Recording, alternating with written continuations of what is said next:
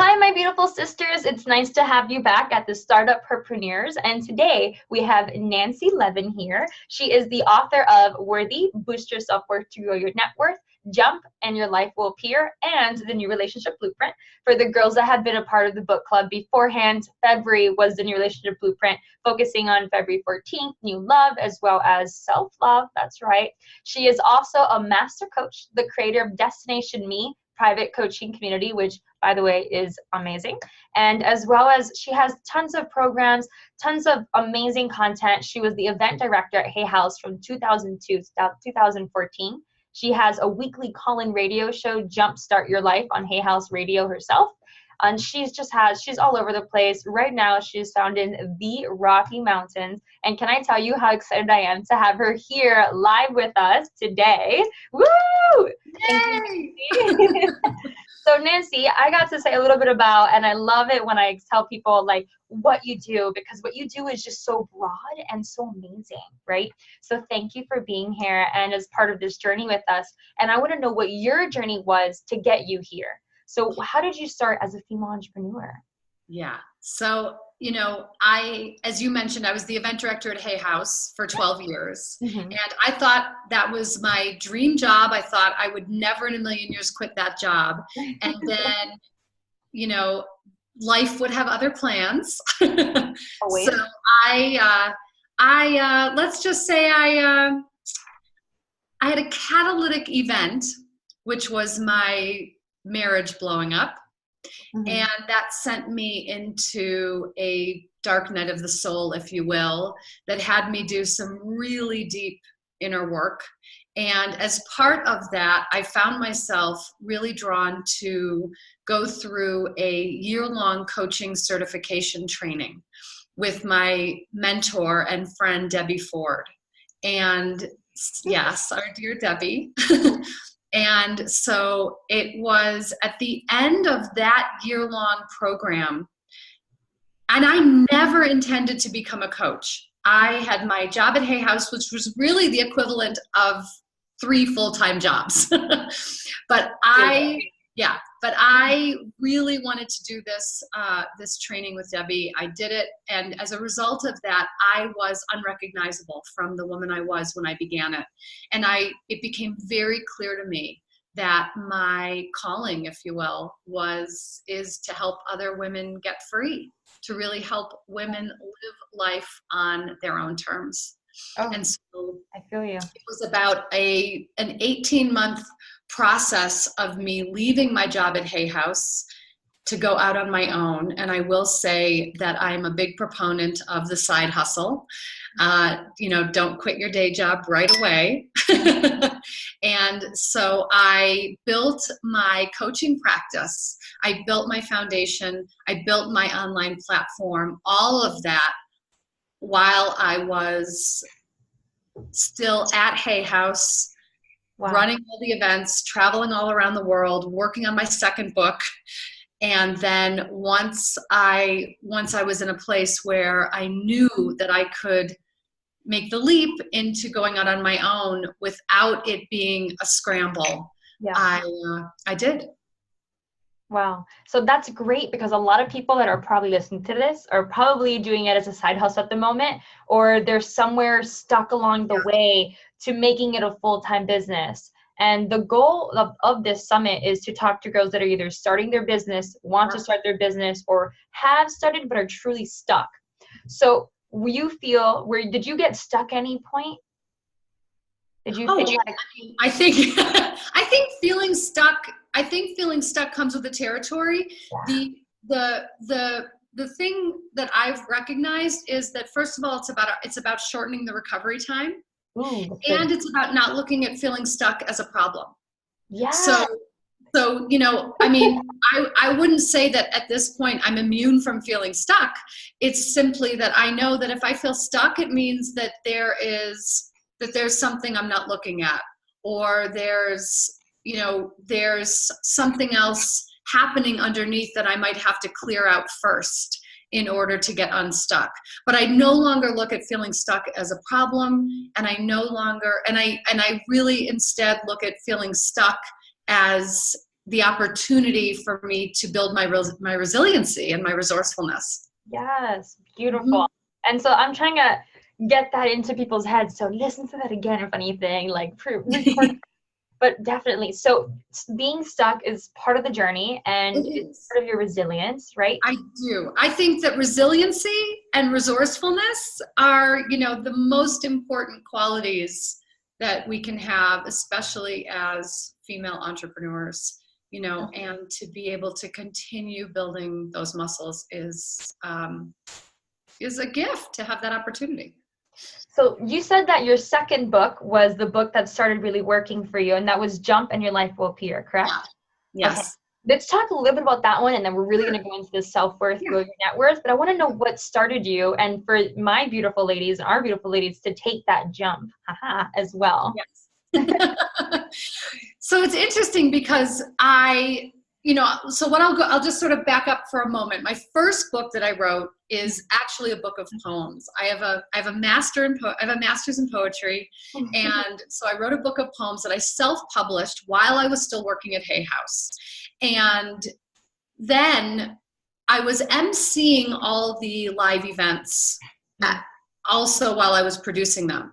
So Reed Tracy, the president of Hay House, heard one of my poems because friends of mine getting married who worked at Hay House asked me to write a poem to read at their wedding while I was in the process of getting divorced. Oh my goodness. So I read that poem at the wedding. Reed heard it and he said, hey, you should start sharing your poems before the keynotes at the conferences. And I thought, who the hell wants to hear any of my poems? They've come here to hear Louise Hay or Wayne Dyer or Marianne Williamson or, Carolyn May, you name it. They've come here to hear these big name people. What do they want to hear my poem for? And Reed was like, just do it. Mm-hmm. And then slowly over time, we began putting together a conference where we were bringing in some real up-and-comers, some young people, but also just some new people. And Reed, as we were programming this conference, Reed said, program yourself in there as a speaker, as like a 20-minute keynote. That's awesome. Yeah. And again, I was like, who on earth wants to hear what I have to say? I was really still in that place. So the journey of, Jump and Your Life Will Appear was the initial piece of me being able to really step in and stand in my light. And it was, the catalyst for that book was looking back on the steps I took around my divorce, which was the major change, that first major change I made. And yet I then used those same 10 steps in Jump and Your Life Will Appear to leave my job at Hay House. So those steps are tried and true. They are proven. I've now used them with thousands of clients, making any kind of major change. And for me, as I was saying before, the progression was not going from black or white, not going all in, not going all or nothing, but it is an inch by inch journey. And that's what I think is really most important for all of us to understand. And when we're talking about this entrepreneurially, if we set the goal too high or too far out, we all know what happens. We take a couple steps here and there, and then something goes sideways, and then we say, screw it. So I'm really all about taking bite-sized action steps, inch by inch, moving incrementally, what's realistic, what's doable, so that we can get where we want to go, so that we can really support success. Okay, so perfect. You're hitting like exactly what I want to hit, and we haven't even gone to the self-worth and net growth part. So my girls are going to love this. So I want to know, can you give us like a sneak peek of one of the steps, or a couple steps for that matter, of Jump and Your Life Will Appear? Sure. I mean, number one step, the first step is admit to yourself what you know to be true. Awareness. Admit to yourself what you already know. Because what I find more than anything is that we all have a truth nesting inside of us that we've spent a really long time silencing or shooing away. And what happens when we don't listen to that truth that began as a whisper, it starts screaming at us. And when we don't tell the truth to ourselves, first of all, we will create chaos to avoid the truth. Yeah. And when we don't tell the truth, it will come out sideways. Mm-hmm. So to me, everything begins with truth telling. All of my coaching programs, all of my books, in some way, the first element is truth telling. And it's always going to be truth telling with ourselves first. So Jump really goes through the progression of telling the truth to yourself, telling the truth to someone safe, imagining yourself free in whatever concept free means, whatever context free means. Learning how to set new boundaries, a big one, and the topic of my next book that will be out in 2020. Yeah, I can't wait for that one. It's coming along great. Oh, yeah. And then also being able to honor our resistance, another really key step in the process. And then really being able to discern our yeses and nos, but seeing where we've really shut down our yeses. Most of us, when we're working with boundaries, we don't know how to say no. But I also look at it as we also don't know how to say no, which will ultimately free our yes. And so that's really the progression. That got my attention. Oh, good. I like that. Yeah. And can you explain a little bit more? How does your no lead to that yes? Yeah, because most of us go into first of all, most of us who are people pleasers, who are peacekeepers, who don't want to rock the boat, who are fearing conflict, are saying yes out of fear, not wanting someone else to be angry or upset, not wanting that confrontation. So we have that knee-jerk yes. And so I'm wanting to actually build in the no first. So so that we only say yes to what's a deep desire. If you're saying yes out of obligation or fear, it's a no. It's not a yes. So we first have to be discerning about our yeses and nos. We have to be discerning about our own wants and needs and desires, which again, if we've been living as codependents or people pleasers or peacekeepers, we don't even know that we have wants or needs because we are so other referenced and we're putting all of our attention on someone else and doing everything to, under the guise of making someone else happy. True. Or not, or not making someone else angry. So we're walking on the eggshells. And that's not an authentic yes or no place of discernment.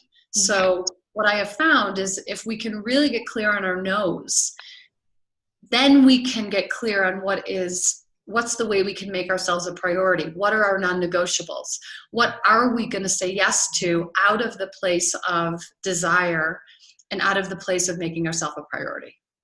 So let's connect this to business, right? And I think one of the main things is, I know a lot of girls do this, and I want to bring this up to make sure that our girls don't do this, which is they see other people's dreams and they start saying yes to their dreams, which means no to theirs. They're the only ones that are standing in their truth, in their truth telling, right? And that truth telling is their business, but they are the one true calling to get that out there, right? And if you're people pleasing somewhere else, then you're not going to people please here. And this is where the main area starts, right? And that's also, I'm putting a little bit of the new relationship blueprint in there with the self-love. So I think it's a great way when we're talking about no's and yeses to also talk about self-worth.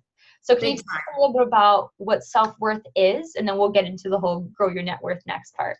Yeah, for me, self-worth really is knowing that I am here to honor myself and that I am deserving of all I desire. So that you are here to honor yourself and that you are deserving of all your desires. Okay. Right. So that it's because most of us think our self-worth is tied to what we do, what we achieve, what we produce. And that's a very precarious proposition, to have our self-worth contingent on anything outside of ourselves. Yes. So I'm really wanting to reinforce that this is not anything, we don't earn our worth. We don't, this isn't anything that we have to, in a sense, go after. It's the opposite. We have to go inside. Our worth is here. It exists. We're simply taught at a young age something like, don't be too big for your britches, or it's not ladylike to brag, or some version that has us begin to shut down that sense of worth and that sense of light. And Wow. so when we're talking about self-worth, it's really about the knowing. It's the inherent knowing that I am worthy simply because I'm here. I don't have to earn it. I don't have to buy it. I don't have to sell it. It is. That hit me. So my definition, or like the three factors of the self-worth that I've read in books and all my studying, has been the three factors is self-love, self-trust, and self-respect. How does that connect with your self-love and your way of seeing self-love? Yeah, it's interesting because I will often say that I believe so, and I talk about this a lot in several of my books, and I talk about it in the New Relationship Blueprint. Yay. I'm all about reclaiming selfish. I think selfish is actually the antidote to self-abandonment. Ooh. So selfish is the antidote of self-abandonment. I had to repeat that. Continue. Yes, selfish is the antidote to self-abandonment. So I think selfish, self-love, and self-care, which are all components of self-worth, and very similar to what you're naming as well, are like three sisters whose job it is to support us in honoring ourselves. So we can only honor ourselves when we feel worthy of that honor. Beautiful. Yeah. So how can we start honoring ourselves? For someone that has like no self-worth and not having it, bring it on. The number one thing we can do is check in with ourselves first. We're so used to taking someone else's temperature. We're so used to checking someone else's weather in order to know how we feel. We're so used to being in that mindset of what do I need to think or do in order to make everything be okay. Yeah. All of that is other referenced. So what I teach is really about check in with yourself first. How do you actually feel, regardless of how the other person feels? Don't wait for someone else's mood to show you how your mood should be. It can be as simple, but not easy, and often not for many women even, to check in with, the old thing of, where do you want to go for dinner? I don't know, where do you want to go? For a woman to actually say, hey, I want Italian tonight. Something as simple as that is not so easy for many women. To actually directly assert a desire. As simple as that. Oof. And if they can't even say that they want Italian food, how can they say I want to start my own business? Exactly. So, and then we start, the whole way that this starts looping in is that if we can't assert ourselves in this way, this is why we see women not charging what they're worth. This is why we see women not even charging. Not thinking that it's spiritual to charge money. So I often, that's why I want to connect this piece around self-worth and net worth. If we think we're not enough or not good enough, we also believe that there isn't enough. And yep. And so what happens is we create the ceiling, this ceiling for ourselves, these limitations around what we can have and what's available to us. And we start thinking about life as a zero-sum game. So what we start thinking of is if someone else has, it's not available for me. Or we start thinking if I have, someone else goes without. And I want to flip this so that we can start thinking if she has a successful business, it means that she's paved the way for me. It means that it's possible for me. And if I have a successful business, it means I'm paving the way for someone else. It means Wow. I'm showing someone else what's possible. And So that that's we get out of this mindset of either or.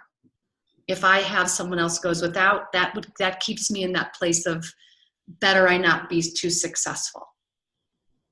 wow. You know? And that's going to be perfect because if you really think about it, I have 30 female entrepreneurs here showing up that have all made it. And they're all paving the way honorably. Like they're doing it for the beautiful, the heart, like they're just doing it from their heart, being here so that we can pave the way for more female entrepreneurs to do that. So that means you girls have an amazing self-worth through to grow your net worth and your network for that matter and continue forward. Beautiful. Yeah. I mean, one other thing I would say around that is that's really important is to be able to hone in on success and desire. I mean, being clear about what success means to you, but also understanding, because I work with a lot of clients around this, fear of failure and fear of success are really two sides of one coin. And fear of success can show up in really interesting ways around our beliefs. So if we believe that if I'm too successful, my family will come out of the woodwork and want money from me, it will hold us back. If we believe being successful means my calendar is going to be so full and I'm going to have no time for my family, it will hold us back.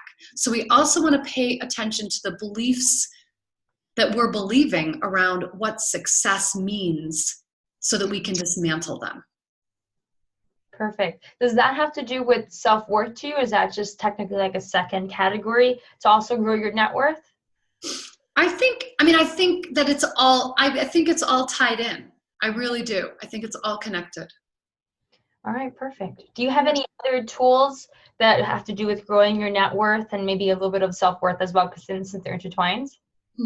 Yeah. So, I mean, really, for me, it all has to go, it's all going to go back, like I was saying, with the truth telling. So it's, the first step of my worthy coaching is around taking off the blinders. So it's around letting yourself connect with what you haven't let yourself see. How are you keeping your head in the sand? What are the messages? What are the earliest messages and memories you remember around money? And then when we're talking about money, and even when we're talking about, net worth and money, we're also talking about power. We're talking about control. We're talking about energy. Money is energetic. Beautiful. And so we want to be able to look at what is it that we were taught to believe about money, energy, power, and then be able to go in, and then be able to go in from there. Yeah, so we're getting into money mindset now. Does your book also talk about money mindset and a little bit more of that as well? It does. The Worthy book does talk about that. Yeah. Okay, perfect. So now you know how to get some more information. So we've talked a lot about a little bit of how to jump and start your life. We've talked a little bit about success, and we talked a little bit about money mindset, what self-worth is, self-care tips for that matter. So I'm sure a couple girls here are like, whoa, where do I start? So what is one action step that they can take first before we go crazy with so many other items that they can do? What's one that they can take as soon as they finish this video? Yep. I'm literally going to go back to what I said a little bit earlier. Truth telling? Yep. The first step is to come back to here. Perfect. And notice when your instinct or impulse is to react instead of act from your own authentic agency. You might be shocked to see how much of your life you're living in reaction to someone else. So the first action, the first exercise or practice that you can begin is checking in with your own mood upon waking up in the morning before anyone else's weather has impacted you. Begin with, this is a practice that you can do every morning. Ask yourself these two questions. What is the most self-loving action I can take today? What is the most self-honoring choice I can make today? And no matter how small, honor those. Because we are so attuned to honoring and taking care of everybody else. We have to come back here and start here. So self-loving action, self-honoring choice. Every single thing comes down to choice. No change will ever happen unless we make a different choice. Beautiful. Can you give an example of a self-love act or a couple self-love acts so they know like what to Sure. I mean, it can be as simple as, a self-loving action can be buy myself flowers, go for a walk, take a bath, meditate, journal, call a friend, anything like that. It can be as simple as that. And then what's the second one? And the self-honoring choice might be have a difficult conversation. Ooh. Set a boundary. Okay. Tackle my to-do list from the bottom up. Hardest things first. It could be any of those. Okay. I'm loving it. All right, perfect. So we're almost done. So I've got one more question for you, Nancy. I know that you and I had talked right before this video about a free gift that you're willing to tell all these beautiful girls about. Yay! So can you tell us what the free gift is, what's a little bit included in there, and then they already know the deal, which is the link will be provided to them after this video. Okay, fabulous. So what I am giving you all is, it's called the Self-Worth Net Worth Secret. Ooh. And it is an audio and a companion PDF. And I really call this it's really a self-discovery download. So with the audio and the PDF, I'm going to take you through a process to begin to uncover some of these pieces that we've been talking about. So the self-sabotage piece, the success piece, being able to look at your beliefs, being able to unpack some memories, and as always, because I'm a coach and I'm action oriented, I will leave you with an action that you can take to begin making shifts in your life around your self-worth and net worth right away. Perfect. So first, let's get them to do that truth telling, right? Which I like how it's tied to integrity, right? It's a different name to integrity, but I feel like it's tied to it. And then, of course, after that, it will be download the gift, her beautiful gift, and then do that next action step. So really, they've gotten about 3 action steps today. Triple the power here. Thank you, Nancy. You were amazing beyond belief. And I appreciate everything that you've done for not only this online show, but also the book club in February. That went fantastic. So thank you, Nancy. We'll talk soon. Okay. And bye, girls. We'll talk to you. We'll see you soon too.